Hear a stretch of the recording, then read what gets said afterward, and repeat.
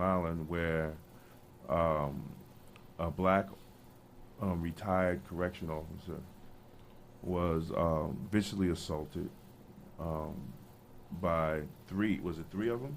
It was three, right? Yeah, it was three. Yes. Yeah, three Nassau County. It was no. What was it? What police department? Garden City. Garden City police officers. And as as law enforcement do, right? They support their brother and sister law enforcement officers.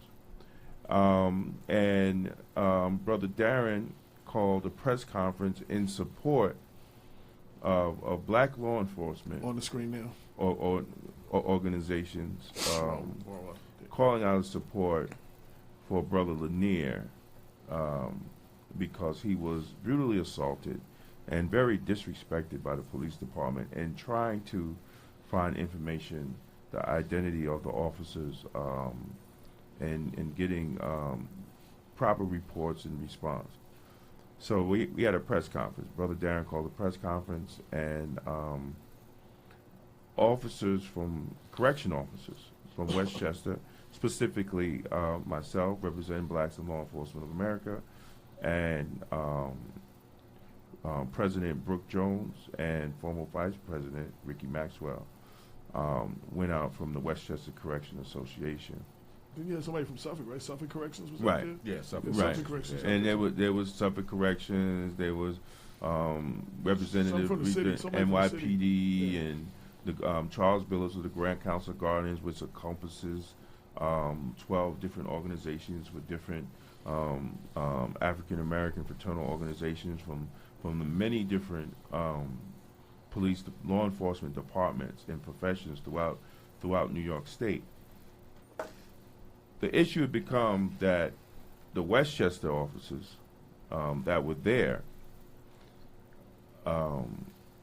received a cease and desist order, legal order, from the Westchester County Correction Officers Benevolent Association, which is the union that represents the correction officers at Westchester County Jail. It become to our understanding that one of the main reasons was the press conference that WCA, myself, attended in support of Officer Lanier, and the press conference was called by Darrin Green. And they spoke on an incident, a speech by Corey Pegues, who is a retired commander of NYPD, and he's a friend of the show. He's been on the show a lot of times, where he was just explaining that there will be a scenario one day when black cops are being shot at or killed. There's going to be a scenario to save their life, they might shoot back. Because, New York State has a history of black cops being shot at or killed by their white counterparts while in plain clothes working as detectives or off duty trying to make an arrest. Governor Patterson, after the death of, and I'm just trying to lay this out, after the death of Christopher Ridley, who was mistakenly shot in White Plains by Westchester County Police, Governor Patterson did a police-on-police shooting task force where he brought professionals from all across the country to study what this phenomenon, the study, they call it a phenomenon, but if you've been in black law enforcement, it's the history in New York of being a black law enforcement officer that you have to watch out for this. Right. I spoke at the panel. At that time, I'm the Northeast Region President of the National Black Police Association. I testified, right? They had the testimonies here at the Westchester County Center. Ron Hampton, at that time, who was the executive director of the National Black Police Association, he was as advisor to the actual panel. So I actually know what transpired. One of the key findings in that report and everybody can pull it up. It's the Police on Police Shooting Task Force, former Governor Patterson, that racial bias, conscious or unconscious, plays a decision for a police officer to use deadly force. Now we're out there. So why do we get a cease and desist as correction officers supporting our brother correction officer, retired, who has did his time? We get a cease and desist from the union. Their claim is that it's getting confusion that they have been receiving calls that they're supporting a correction officer. Number one, even if you're a union, why shouldn't you support your brother correction officer who was viciously assaulted and wronged? You know, whether it's a police department or anybody else. You're a correction union. You're not a police union. Number two, as a black union president, President Alonzo West, he should understand firsthand of what we face as black law enforcement professionals in New York State, the unbiased and implicit racism that exists in law enforcement. Number three, to use your position as a union president to try to silence union members from organizing and speaking out on issues that affect them as correction officers goes against the very grain of what the Constitution and what civil rights was all about. Well, now, go on, Darrin. Listen, I completely agree, man. And, listen, we talked about this prior, just briefly, with you and filling me in. And I think the issue became when the cease and desist is completely absurd.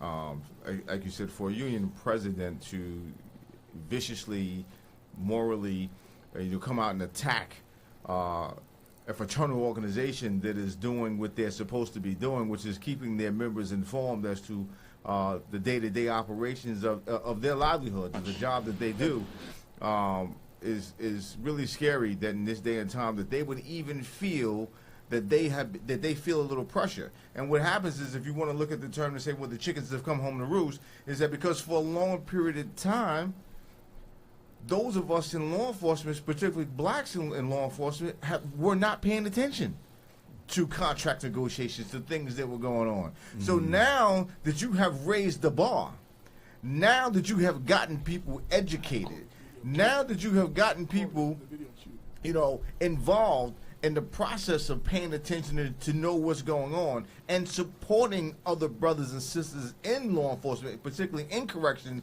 throughout the state, whoa, Houston, we got a problem. That's okay, right. And I could understand where they could feel the threat because, as they say, silence is betrayal. So for so many years, our voices were silent. Well, no more will our voices be silent. And now with us coming off the bench and getting into the game, they want to say, foul on the play. Right. They want to throw the flag out. Can't happen. This is all legitimate play. Right. Okay. But because they get to lose control, and I'm pretty sure Alonzo is getting some backlash from some people somewhere throughout this county asking him the question, why don't you control your leader? Bingo. Now listen, I was trying to be polite on the radio. Exactly. Put a leash on them on. Yeah, right. I was trying to be polite with that, but y'all know where I was going with that. This is the type of radio show, brother. You can say it. Yeah, listen. We holding back because Milagros, this is her first time. Get a handle on you. You better get a handle on deep breath over there. I appreciate that, but please be my guest. Yeah. That's what it is. And so now, he is in a position where he's saying, what can I do? So the best thing is attack. You know what I'm saying? At least to show you're doing something. Yes. Even if you know it's not going nowhere. Well, I sent them letters and I tried to come. Right. We tried a few tactics and Right. And it's all going to come back to bite. So, unfortunately, my brother Ronald, who was part of this scenario, and I think one thing you had brought up was that some information that it came back to, I guess, Alonzo at some point in time, was some information that came back from Nassau County. well, I'm here representing, the blacks in law enforcement from Long Island, and I'm from Nassau County. And there is nothing that we have said or transpired or transcended anything in a negative way, to Westchester County Corrections, to Benevolent Association, to make them even think that we were wait, hold on. No, it's not. What's the conversation that the Nassau president had when they saw the Nassau Corrections Association? That Alonzo told him to watch out. Well, tell the truth. Yeah. Well, and again, there's the threat assessment. Right. Okay, that there is a presumption that we're going to say, whoa, we're going to start doing union work, and it's not doing union work. It's doing the people's work. There you go. It's doing the people's work, and when people want information, and I will applaud you guys, really, man, for the work that you guys have done up here. Thank you. And Westchester. Even with, people before politics and Black Westchester Doc. Listen, man, y'all really are doing a phenomenal job. And I think that speaks volumes to what they are afraid of, is that there's a movement up here. There is people hitting the bricks. There are people on social media. There's the information in a newspaper. People have access now. And when you have access and you have information, y'all dangerous Negroes. And y'all gotta be stopped. Well, thank you, sir. Y'all gotta be stopped. So, but yeah, brother. I just wanted to clear up the misconception that the comments that were reported back to Alonzo were made they reported. Or that were made. No, just go. This right straight to him. Oh, you go into correspondence. Yeah, straight to him. That's the introduction to him. All right, next up, coming to the mic is Corey Pegues from Law Enforcement Alliance. You don't got to play the whole thing, though. That's rather long. Good morning, everyone. My name is Corey Pegues, Corey Pegues. I'm a retired executive deputy inspector from the NYPD, and I'm also the author of the book, Once a Cop. Now, it's pretty sad that we're here today. We've been to countless press conferences over the years about this thing. For me, what's more important to me is what's happening like in South Carolina. Here we have Walter Scott clearly shot 8 times in the back on video. The police can't change the narrative, but this man is set free by a jury because one of the jurors that don't look like him don't want to put them in jail. Now, so this is what we're facing. Either we're going to be a society that live by rules, regulations, and laws. And I'll be the first to say, after being a cop for 21 years, and over 20 years, over 28 years, 25 years, 28 years, 20, we got hundreds of years of experience here. We don't hate the police, but we despise bad police tactics, and bad police policies. And it is now time for us to come together, us, meaning everybody, black, white, Asian, Chinese, Puerto Rican, to come together and say, how do we want American policing to look like? Because the only reason he's not shot and dead is because he didn't reach for his waistband. That's right. So these are facts here. And he would have got shot, killed, and they would have changed the narrative. I mean, I don't know what else Black America got to do before the police start respecting us. No longer, and I'm calling out all black law enforcement in America, cops, sheriffs, correction officers. If you're part of law enforcement and you keeping your mouth shut about the things that's happening, then you're part of the problem. That's right. You are definitely part of the problem. So I'm calling for all black law enforcement and black, I'm talking Asian, I'm talking Puerto Rican, because policing, it started with slave patrols. It is what it is. That's right. It's a male white dominated field around the country. Unless you're in like Chocolate City, Atlanta, maybe Alabama. They got a couple of towns that's mostly black police. For the most part, male white run police departments. And if you're part of it, you need to start speaking up. That's right. Now, if it's all about you got a house, 2 cars, and white picket fence, I get it. You made it. That's what it is. Right. Well, don't come around us saying that you're part of us, because you're not part of us. You're part of the problem.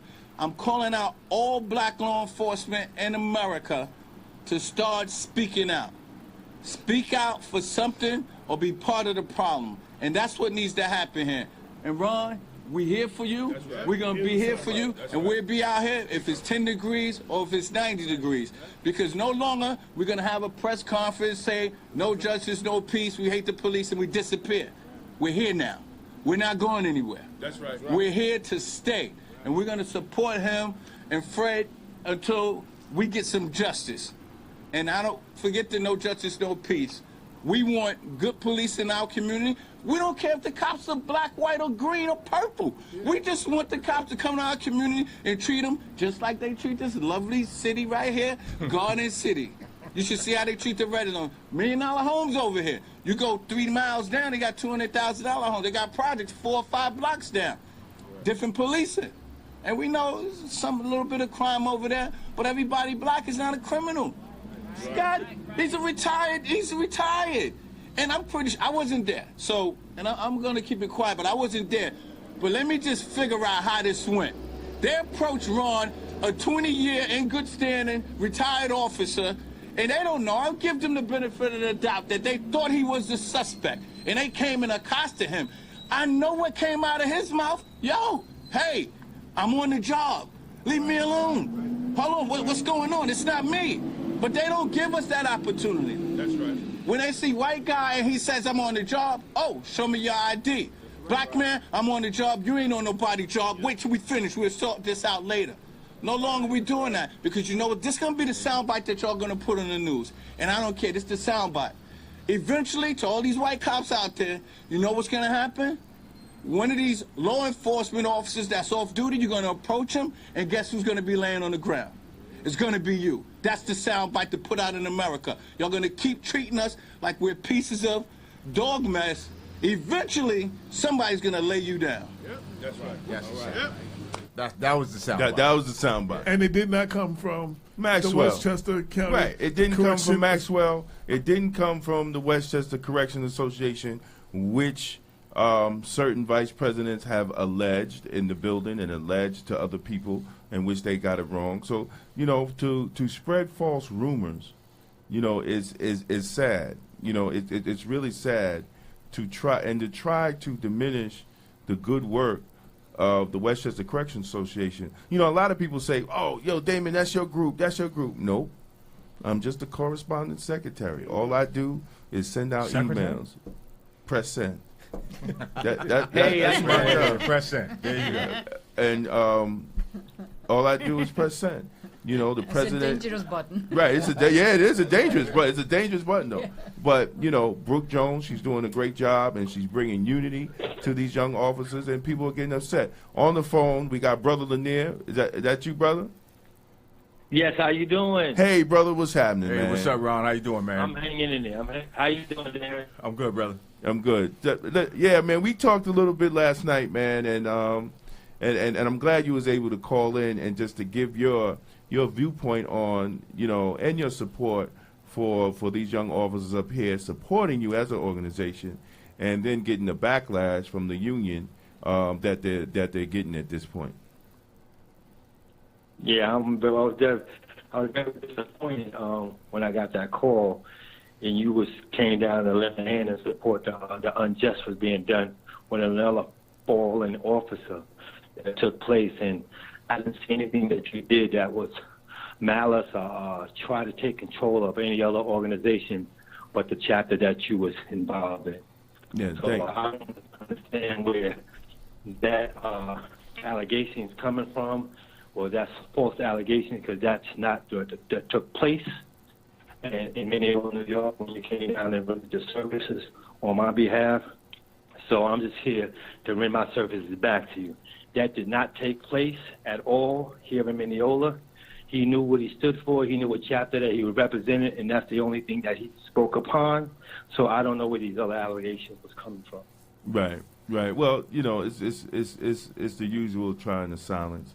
As Darrin said earlier, these young people are doing the work, informing the public and informing the community and reaching out to the community, you know, as the Westchester Corrections Association, as correction officers, professionals, you know, and bringing a greater look to the profession of being a correction officer. And we got Max on stage. I feel that. Rocking the logo. Yeah, I feel that. That's nice. And then let me just say, Ron, I appreciate you calling in. Yeah. And we were just talking about this, is that they're getting so much pressure up here. And I think Alonzo from, the Correction Officers Benevolent Association, he's reaching for straws, so he has nothing else to do but to try to reach down now into your scenario and situation and blame them because he's getting the backlash stating that he can't control his Negroes up here. So, I'm pretty sure. So many words. I'm assuming. I'm assuming this is not a direct quote. That's the motive. That's the motivation. He's taking creative license. That's the motivation. Because it might not have been that nice. Right, exactly. So, Ron, understand that where it's coming from is because they have nothing else. So they have to now try to use your situation, unfortunately, as an event to say that these people are out of control. I just want to say one thing, too. And once again, it amazes me the people who attack me. I'm the editor-in-chief, so I'm saying me. Okay. The people that attack me, that say that my stories are one-sided or I don't put the whole picture out or you know what I'm saying? I'm fake news. And it's those very people who respond with infactual information. You know what I'm saying? Yo, for real. You know what I'm saying? Like the brother didn't say that. We showed you the video. Right. Argue with the video now. Right. You know what I'm saying? Argue with the video now. The proof is don't take my word. People seen the video for themselves. Right. And I also want to say, if anybody who goes to the point to say that Corey Pegues or anybody was talking about shooting police, they have a total ignorance of the understanding of what it is to be black law enforcement. And total ignorance. Yeah. And sooner or later, as I always said, brother, sooner or later, if you're black and you're in that blue uniform, sooner or later you will get your nigga wake up call. Ooh. Sooner or later in your lifetime, you will get that you are not part of this institution. Yeah. We only use you. So sooner or later it happens. Go ahead, brother. I experienced it for myself because I would never thought in a million years that I give you 4.5 years in the military. I worked at ground zero 6 days after the towers fell. I give you 22.5 years of law enforcement. And finally, the first time in my life to use a narrative that I was taught to use if I come into a situation like this. And that narrative was like, I am on the job. And then when the officer responds to me and tells me, shut the F up, you ain't on this job, and takes me down, do you know what that does to somebody that put in their work? I put in my work to earn this right, the accolades that I had. And it didn't matter. So you know how it makes me feel to be a part of an organization that doesn't see me as a part of their organization. Yeah, that's right. Yeah. Can I say something? Yeah. I want everyone who's listening to know. The motherfucking American flag was on that police officer's shoulders. Yes. So y'all want to know why? Motherfuckers do not want to stand up and salute the flag? That is why. Yeah. The flag was still there. The flag was still there, everyone. Sorry. Hold on. We know the reason why we kneel. We know the reason why we join in hands. We know the reason why we're not standing for that flag. But that flag was supposed to symbolize for all people. That's right. But we're not symbolized as all people. As just unjustly. That's why we're not standing. It has nothing to do with nothing besides what we mean. There was one purpose. It has nothing to do with taking accolades from the military, people that got shot or murdered, fighting for our country. It has nothing to do with it. But this is what they do. They try to switch roles and make that a focus point, and that is not even the focus. Right. And you know what? And the further and to back up one more thing that he said, you know, we make a big deal about the Confederate flag. More atrocities were committed against the black man under the American flag Oh, than the absolutely. Confederate flag. Slavery was under the American flag. Jim Crow was under the American flag. And I could go on and on and on and on. All of this went on under the American flag. You understand what I'm saying? So, well, we want to forget that. We don't really want to rehash that because at some point in time, the old adage saying is, "Why can't y'all just forget about it?" yeah, but they don't. You know what? Yeah. And no disrespect, but they don't think tell so. Jews about an incident that did not happen on this land.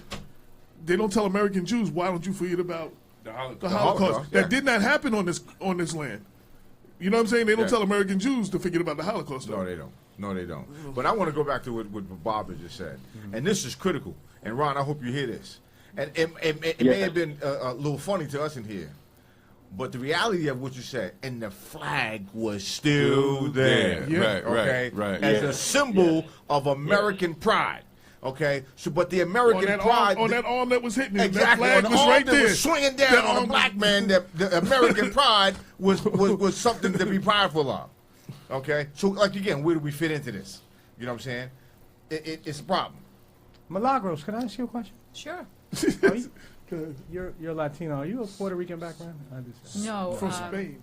Or you're from Spain? Yeah, the Canary Islands. I do want to say that this has relevance to what's going on right now over in the U.S. territory in the Caribbean. We Americans who are living on the mainland United States Yeah. should be absolutely appalled, Outraged. outraged. Yeah. Puerto Rico. That's right, Yeah. over how Yeah. Puerto Rico and some of the other islands are being treated. And it's very clear in the president's remarks. Yeah. It's, He doesn't. give a People shit. are outraged. It's just that I mean, it's people the dying. president isn't listening. No, Right, but- but I want everyone